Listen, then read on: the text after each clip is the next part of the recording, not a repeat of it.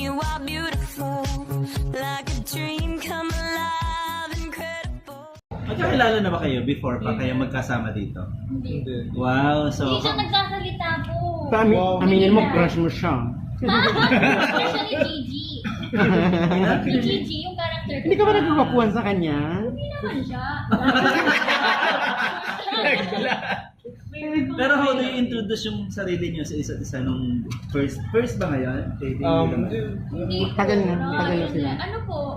Nagkahiyaan ba kayo? Miles, Si James. Jameson, gano'n lang po. Tapos ano po kami, di ba po, nag-Disneyland po kami. Nakakatawa, sa eksena, dapat masaya kayo ah. Tapos cut. Hindi po kasi siya nagsasalita, mapapagkakausapin niyo po siya. Sasagot lang po siya, parang ano kasi siya sobrang mahiyain. Pero mabait naman. Anong character name ni Jameson? Ano ba tao? Ako na ate, ako na. Sino yun? Sino yun? Si ano ate, si Luke, kaibigan ko po. How do you differentiate yung character ni Jameson sa totoong Jameson?